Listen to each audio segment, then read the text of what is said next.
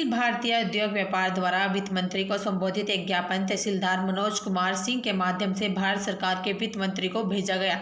ज्ञापन के माध्यम से कहा गया कि देश में पेट्रोलियम उत्पादों जैसे कि पेट्रोल, डीजल, रसोई गैस व अल्कोहल को जीएसटी के दायरे में लाया जाए, जिससे कि देश की आम जनता एवं उद्योग व्यापार की महंगाई और कच्चे माल की कीमतों से राहत मिलेगी, क्योंकि जीएसटी की अधिकतम दर 28% है। पेट्रोलियम पदार्थों की 28% के दायरे में आने से इनकी कीमतों पर 25% की कमी आएगी, जिससे महंगाई घटेगी और कच्चे माल की कीमत भी घटेगी, भाड़ा भी कम होगा और आम जनता को महंगाई से राहत मिलेगी।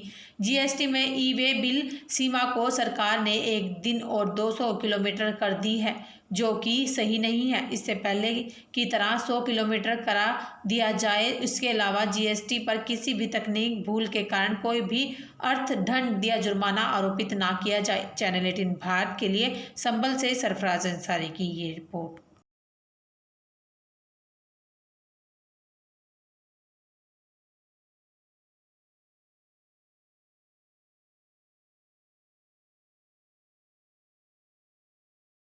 को लेकर तहसील चंदोसी में तहसीलदार साहब को एक ज्ञापन दिया है, क्या मांगे हैं उसमें आपकी?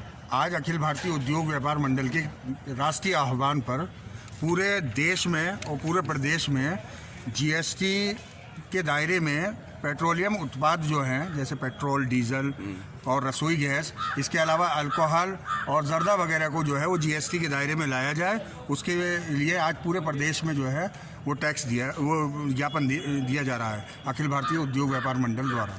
उसमें यह है कि अगर इसको पेट्रोलियम उत्पादों को अगर हम जीएसटी के दायरे में लेके आती है सरकार, तो जीएसटी की अधिकतम सीमा जो है वो 28% है। इस हिसाब से जो है इनकी कीमतों में जो है वो 25% तक का जो है वो कमी आएगी, जिसकी वजह से जो है वो महंगाई में कमी आएगी और कच्चे माल में जो है उसमें भी कमी आएगी।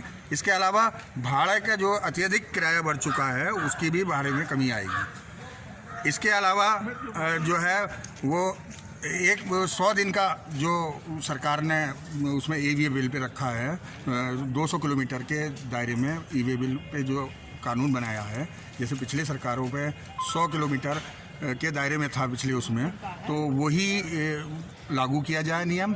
इसके अलावा जो भ्रष्ट अधिकारी जीएसटी में जो भ्रष्ट अधिकारी हैं उनके खिलाफ कार्रवाई की जाए जो व्यापारियों का उत्पीड़न कर रहे हैं। इन्हीं सब मांगों को लेके हमने वित्त मंत्री महोदया को जो है एक ज्ञापन यहाँ से चंदोसी से भेजा है और उसमें यही कहा गया है कि जीएसटी के दायरे में इन्हें पेट्रोल उत्पादकों को लेकर